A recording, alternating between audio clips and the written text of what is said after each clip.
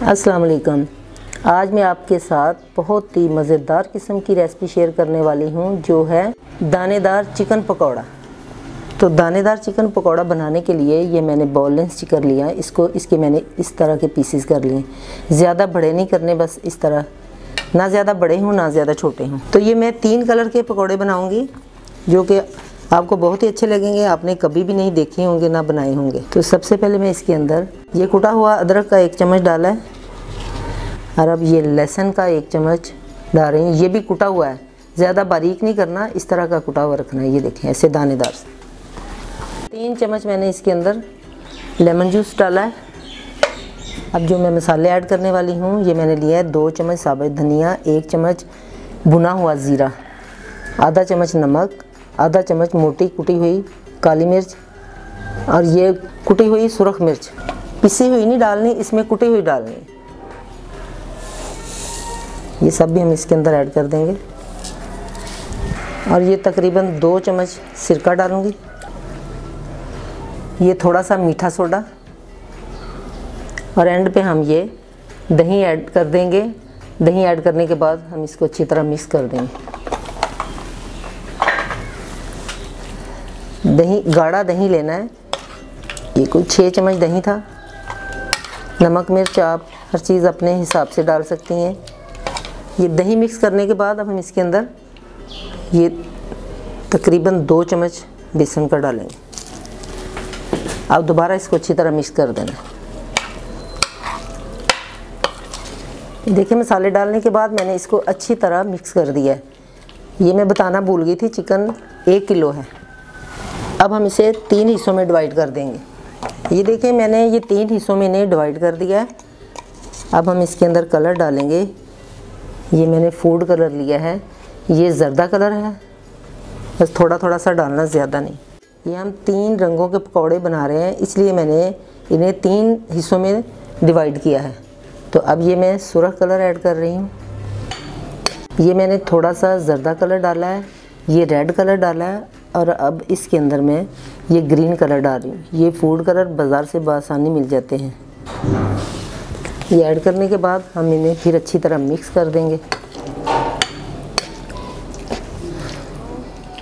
जो मैंने चिकन 3 हिस्सों में डिवाइड किया था, सबको मैंने अलग अलग से अच्छी तरह मिक्स कर दिया है।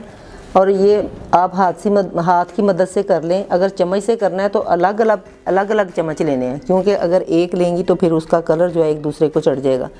तो ये मैंने हाथ से मिक्स किए हैं। अब मैं इसे फ्रिज के अंदर रख दूंगी, ताकि 1 घंटे के लिए, ताकि ये अच्छी तरह मैरिनेट हो जाए। फिर हम इसके पकौड़े बनाएंगे। अभी एक चीज़ मैंने इसके अंदर और डालनी है, वो थोड़ी सीक्रेट है। जब हम पकौड़े बनाएंगे तो फिर मैं आपको बताऊँगी।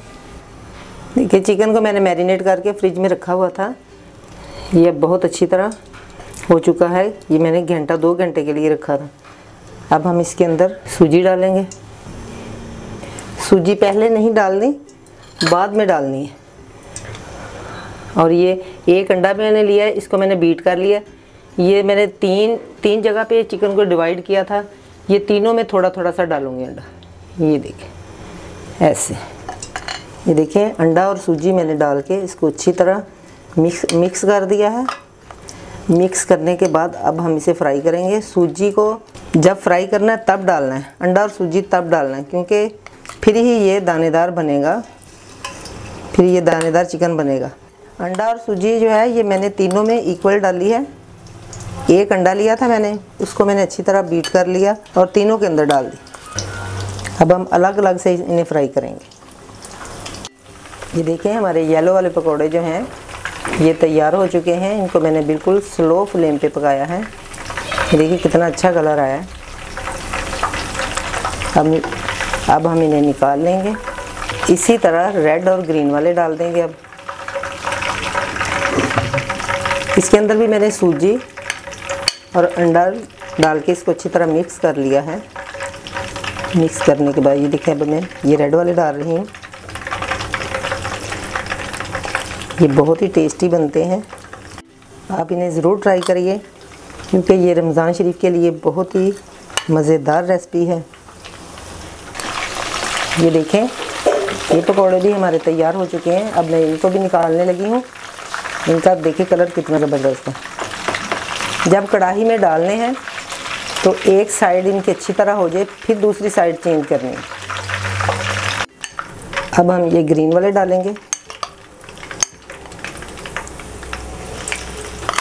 इन पकौड़ों में सूजी पहले बिल्कुल भी नहीं डालनी, क्योंकि सूजी जो है वो फूल जाती है, फिर इसके अंदर क्रिस्पीपन नहीं आएगा।